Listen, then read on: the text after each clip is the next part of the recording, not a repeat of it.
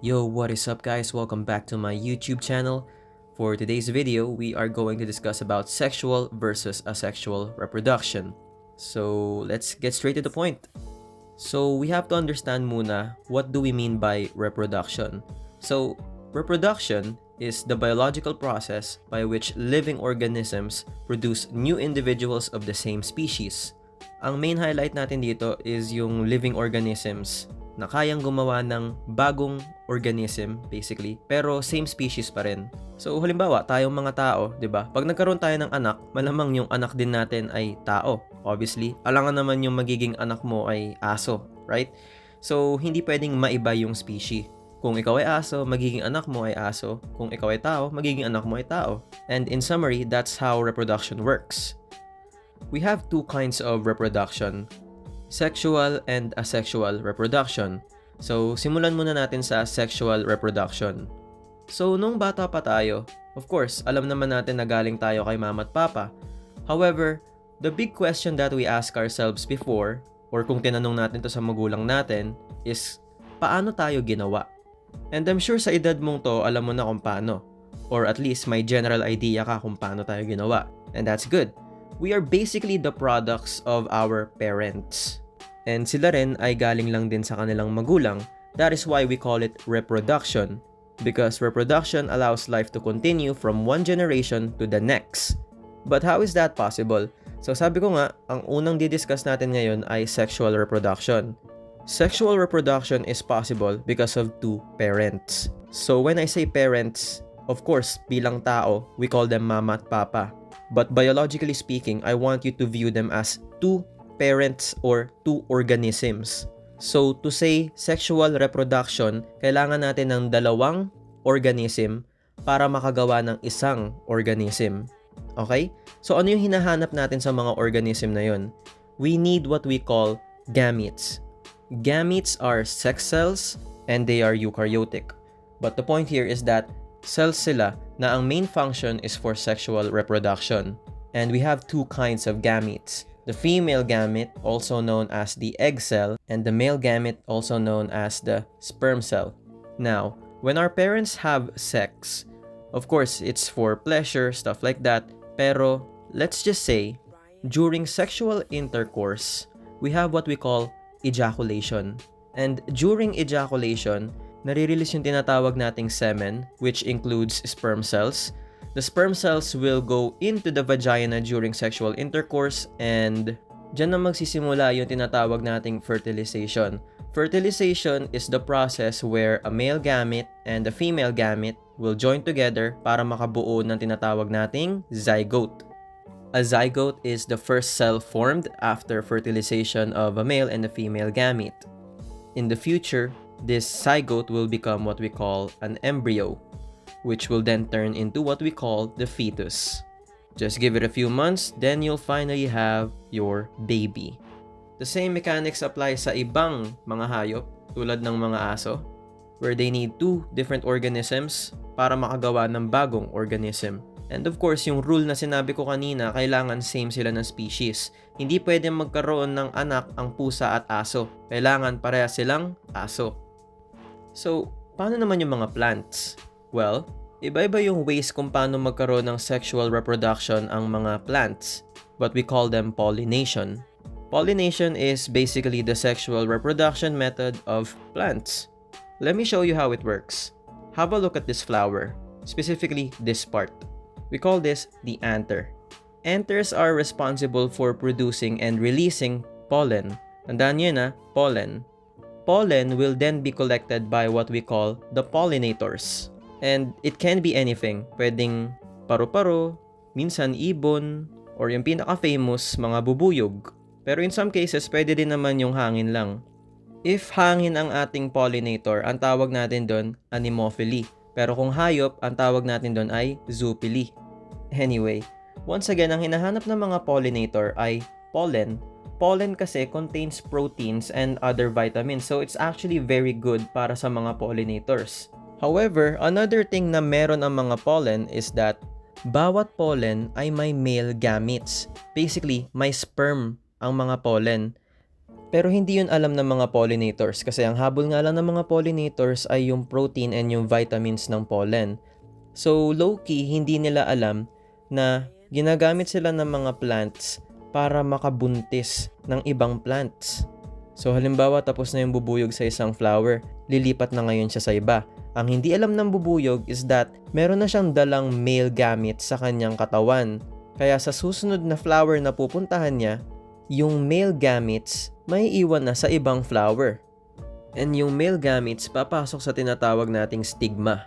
Now, one thing you should know about the stigma is that sticky siya, so malagkit. Kaya yung pollen na galing sa mga pollinators or sa case na ginamit ko, bubuyog, talaga namang masasalo niya yung male gamete. So now, mapapatanong ka, nasan yung female gametes or yung egg cells? Nasa loob siya ng ovules. Once pumasok na yung male gamete sa loob ng stigma, dadaan siya sa tube. Pagdaan niya sa tube, eventually, makaka-encounter siya ng isang ovule. And remember, when we say fertilization, this is when the male gamete and the female gamete joins para makabuo ng zygote. And no, hindi magkakaroon ng fetus ang mga plants. Rather, ang tawag doon ay fruit. Let's define what is a fruit. A fruit is basically the mature, ripened ovary of a flower. Ito yung pinakamahalaga, it holds the seeds inside. And it just so happens, no, masarap talaga kumain ng mga prutas. Pero as I said nga, ang main purpose ng prutas is to keep the seeds inside. So ano ba purpose ng seed? Ang mga seed, pag tinanim mo, ay lalaki into a completely different organism or plant. And yun na yung pinaka-sexual reproduction process niya. Pwedeng ikaw yung magtanim ng seed or pwede ring mahulog mag-isa yung prutas and eventually yung seed na yun, kung mapupunta man siya sa maayos na lupa, lalaki siya mag-isa. So now, I hope naintindihan mo what do we mean by sexual reproduction. So summary lang tayo. Sa sexual reproduction, kailangan mo ng dalawang organism or dalawang parent para makagawa ng bagong organism. Pero same species lang, okay? Same species lang. Punta naman tayo sa next one. Asexual reproduction.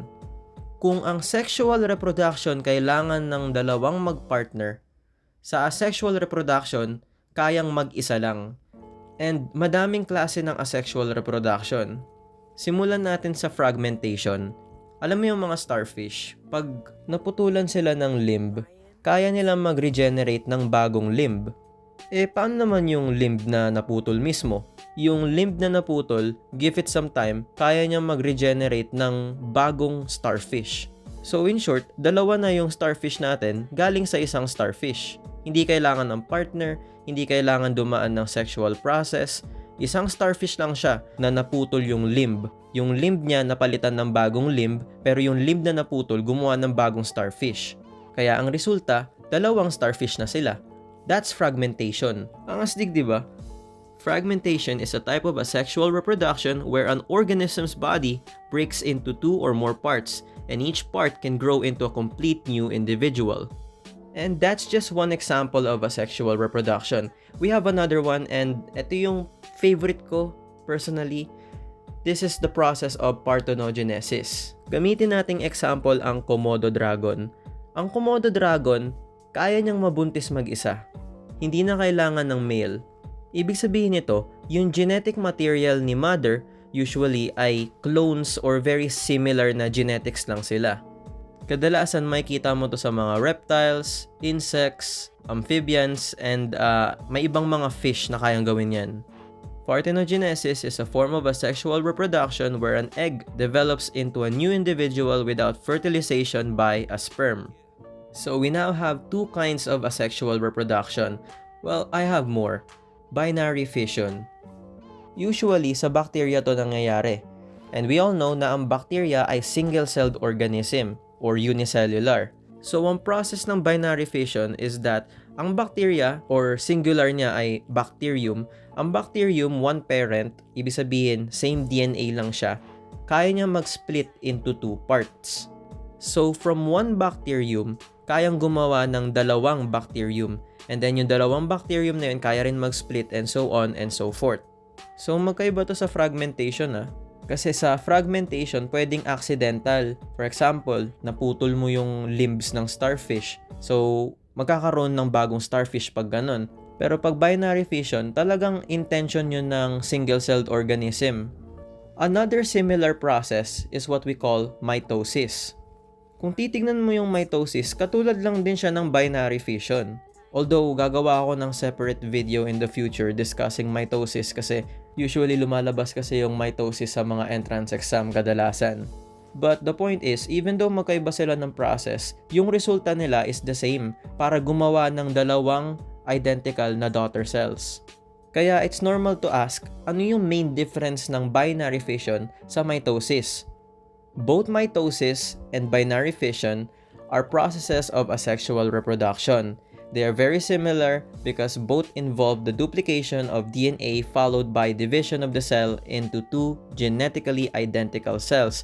But yung main difference nila is that ang mitosis nangyayari sa eukaryotic cells, while ang binary fission ay prokaryotic. Okay, we're now down to our last asexual reproduction process, which is what we call budding. And for this example, we're gonna use the weird organism. Formula nga weird. We call it the hydra.